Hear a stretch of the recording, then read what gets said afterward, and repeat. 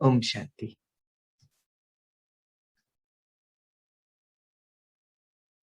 Om Shanti.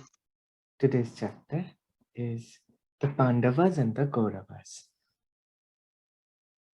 The meditation hall of Satsang Bhavan was ruined by the fire. So the gatherings were moved to another building named Om Nivas, where the work of the institution continued as before. Om Nivas was a very large bhavan, and for a time it housed not only the satsang but the children's school as well. Brahma Baba also lived there. The atmosphere was quiet and the vibrations peaceful. The study and inculcation of knowledge went on at a fast pace with excellent results. At 5:30 one morning, the young girls who lived at Omnivas went out for a bus ride with their teachers. Such field trips were a common part of the school's routine.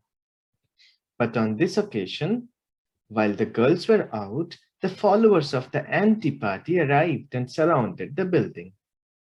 A classic confrontation was about to ensue.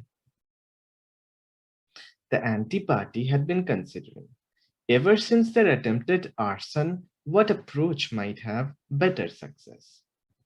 The attack with torches had backfired, and the people of the town had turned against them for their violence. So they came up with a new tactic. They would imitate Mahatma Gandhi, who even at that time was becoming known for his use of non-violent picketing in order to win India's independence from Britain.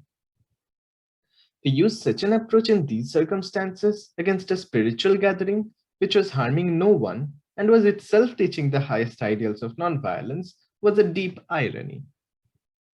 But the committee felt they could gain popular support from such a ruse and force Om Mandali to give in to their demands. To gain maximum effect, they used their power to persuade the leaders of the panchayat, the local government, to lead the picket in order to give the event an air of credibility. They also made sure the newspapers would pick up the story. So at 7 a.m., when the sisters and brothers of the family arrived for the satsang to hear the murli, they found a large crowd of people blocking the road to the entrance. Om Nivas was surrounded on all sides by picketers. In front were the panchayat members and the leaders of the anti-party. Many businessmen stood among them, and there were women there as well. On each side were large numbers of paid demonstrators and general mischief makers. At the main gate, 15 or 20 individuals lay down across the road, blocking the entrance to vehicles. The first group to have arrived at the satsang at 7 a.m. were mostly mothers and adult men. They stood peacefully in a single line opposite the demonstrators. They did not attempt to move past them or in any way provoke those people.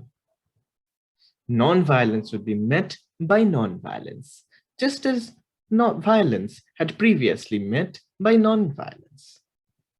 This first group was soon joined by a second. The young girls who had gone out for a morning bus ride returned. When they saw the pickets, they got down from the bus and also stood in line among their brothers and sisters. They looked with love at the demonstrators, sending them vibrations of peace and harmony. They wanted only to go inside to hear the words of God and to learn how to live the highest kind of life. The demonstrators refused to let them pass, telling them to return home. The sisters and brothers of Om Mandali were greatly outnumbered by the picketers, and so their demand for the students to end the teaching and practice of purity must have sounded absurd even to the picketers' own ears. How could such an injustice be committed so openly? It was a scene out of the Gita. On one side was the Kaurava army, the forces of the anti-religious, the immoral, the unjust. On the other side was the Pandav Shakti army, the forces of purity and holiness. And inside, observing the two lines, The two sides lined up for battle was Arjuna, the first among pure souls, that is, Brahma Baba. And with him was God himself, Shiv Baba, who counseled that this confrontation must go on. Evil must be defeated, publicly as well as privately. The battle seemed one-sided, yet help was coming from within Omnibus. The woman inside began to sing. Oh man, what are you doing with your time? Where do you want to go? From which country have you come? Where were you before you came upon this earth? Your childhood is over. Youth slips away so fast. Old age brings you to the end. After that, what happens? Do you know? Do you know where you are going? Do you know where you came? From where you came? What are you thinking while you stand there? You do know. You who do not know even a little of the truth, why do you oppose God's knowledge? You are filled with the pride of wealth and power, but you do not, in fact, have either. The true path can be shown by only one. So understand the meaning of each act that you perform. Don't waste your time. Oh man, what future are you seeking? What income are you making? Oh man, join your intellect with God. Take the endless treasure that your Father offers. Don't forfeit bliss for the false allure of Maya. This was originally sung in Hindi, so the English translation may not rhyme as well, but that was how the translation came. The picketers heard the songs, and there was nothing they could say. The mothers sang in such a sweet range of voices that even the hardest hearts had to admit their gentle beauty.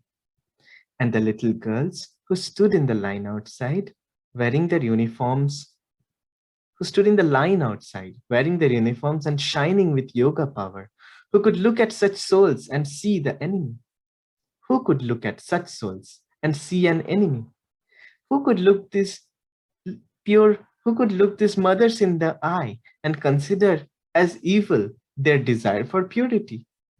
Who could tell these brothers that their wish to remain celibate was wrong?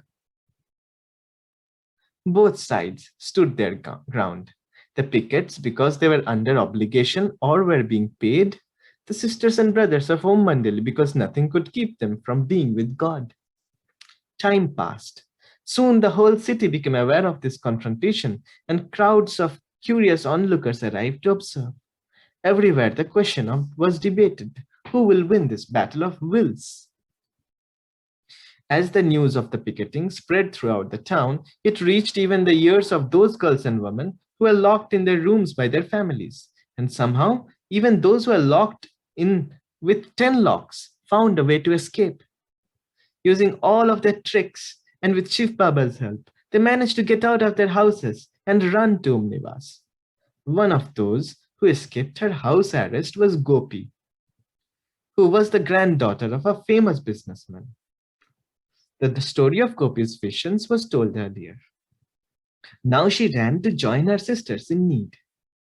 When Gopi arrived at the scene, her grandfather was standing atop a platform, delivering a speech to the gathered crowd.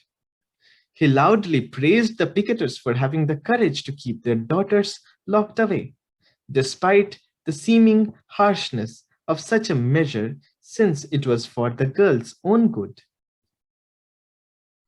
With great pride, he announced that he himself had locked away both his daughters and his granddaughter, imprisoning them with 13 locks inside a room of his house. He boasted that even if they made superhuman effort, they would not be able to come out. In the midst of these boasts, his granddaughter suddenly appeared before him. She smiled sweetly. The man's jaw dropped. His eyes seemed to pop out of his head. This was too much for him. He was taken completely by surprise, and before he could think of anything to say, the onlookers had recognized Gopi, and they began to laugh uproariously. The day turned out to be a hot one. As time wore on, the picketers began to tire. They drank gallons of soda water and iced tea. Some took beer. Occasionally, one of them went over to offer a drink of some sort to the schoolgirls in the opposite line. Many of the girls were very young, and it was clearly hard on their bodies to stand in the sun for hours on end. But the girls refused to accept any food or drink from an impure person. They stayed in meditation, and eventually the Kauravs' resolve began to weaken. The picketers tried to save face by telling the young girls they could go inside, but they refused to budge until the picketers had removed themselves. The demonstrators realized that the girls would stay all night if they need be, and the crowd was now siding with those heroic little females. Slowly, the number of picketers decreased as one by one they crept away. At last, the leaders told them all to go home. The battle had ended for the day. It was a victory for the Pandav Shakti army. But this was only one small battle in a protracted war. The next day, the picketers returned. They had decided that this time, no matter what happened, they would let no one enter Omnivas. Out of curiosity, thousands of people turned out to watch. But the second day ended much like the first, with Brahma Baba's children holding their ground and outlasting the picketers. The Mukhi and his henchmen were desperate to defeat these unlikely warriors of purity. So on the third day, they came prepared for violence. Tension mounted as the day progressed. The picketers dressed in black, the Pandavs wore white. The picketers tried to provoke the Pandavs into doing or saying something that could be used as an excuse to start a fight. But Brahma Baba's children would not rise to the bait. On orders from the anti-party, thugs began to infiltrate the crowd of onlookers, roughing up those who sided with the godly army. Finally, the Sindh government officer intervened, which he ought to have done 3 days earlier, and stopped the picketing from continuing. Some of the wiser leaders in the city finally started saying that the anti-Ummandali party had gone too far, that they should not harass small children. Well-known individuals wrote articles condemning the group's tactics, denouncing especially the use of force. Under pressure, the district magistrate took court action against the troublemakers under rules 112 and 107. But 5 individuals from Ummandali were also cited under these rules. One of the 5 was Brahma Baba. The charge against the 5 was disturbing the peace, which was preposterous under any circumstances. A mob had laid siege unprovoked on Baba's house. They had thrown stones and attempted to set the building on fire. No member of Mandali had ever raised their voice in retaliation. They did no more than stand in their own doorways to protect the premises. Such is the injustice that prevails in the present Iron Age.